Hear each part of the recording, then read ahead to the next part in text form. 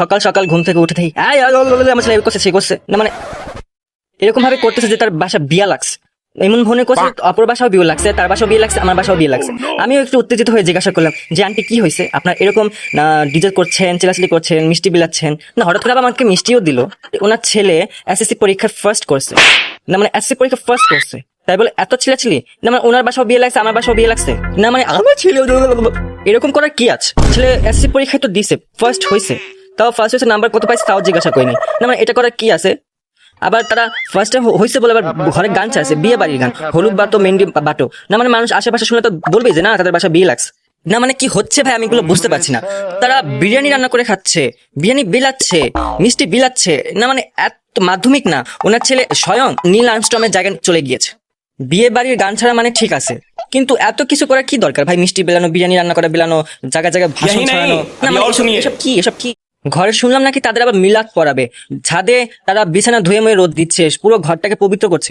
মানে তার ছেলে পরীক্ষা দিচ্ছে, মনে হচ্ছে যে চাঁদের গুহের ভেতর থেকে পাথর এনে সেটা বাংলাদেশে রিসার্চ করতেছে না? মানে এরকম করার কি আছে? আর ওই দামরায় সারা বছর একবারও পড়ে না। আমার তো সন্দেহ লাগছে পরীক্ষায় এত ভালো নাম্বার কিভাবে পেলো।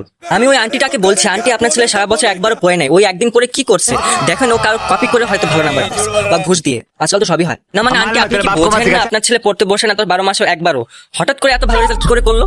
আর এখানে আমার বোন পরীক্ষা দিয়েছে, সেও ফার্স্ট হয়েছে, আমাদের বাসায় ও কেক খাইতে চাইছিল, তো ওর জন্য কেক আনা হয়েছে, তা কেক কাটিং করে পাশে ঘরে আন্টিকে দিতে গেছিলাম, বাবা বললো না আমরা কেক খাই না, এটা তোমরা নিয়ে যাও, আমাদের মিষ্টি দিছে তোমরা খাও, বিরিয়ানি খাও। এটা কোন ধরনের লজিক ভাই? কে বলেছে মিষ্টি বিলালে আর বিরিয়ানি খাওয়ালে পরীক্ষা ফার্স্ট হয়ে যায়? আমার বোন যে ওদের কেক দিতে গেল, ওরা মনে করছে যে কেকটা খেলে ওরা অবশ্যই ওনার ছেলে ফেল করবে, তাই কেকটা দিল না। আমরাও ভাই মাধ্যমিক পরীক্ষা দিছি, তাহলে এতটা উত্তেজিত বা এতটা ডিসকোডান্স করি নাই ভাই। ওর সাথে আমার ঘরে আমার বন্ধু আসছিল, কথা বলছিলাম আমরা, পাশের ঘরে গেট টক টক করে বলছে এই জিহাদ একটু আস্তে কথা বল, আমার ছেলে পড়ছে তো ওর অসুবিধা হচ্ছে। মানে কি?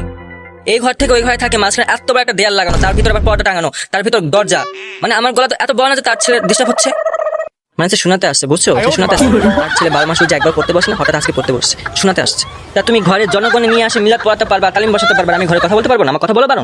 এদেরকে বললে ভাই আবার এদের মরিচ লাগে না। বাবা মিলাতে সূরা পড়লে, সূরা ঠুরা শুনলে ওর কানে যাবে, ওর শয়তান দূর হবে, ভালো রেজাল্ট করবে না? মানে সব কোনো লজিক আছে? এটা থেকে যদি ভালো না হয় ওই সূরা ঠুরা কি করবে গো? না মাথা খারাপ নাকি? না দেখবো তোমার ছেলে কি করে, দেখে নেবো।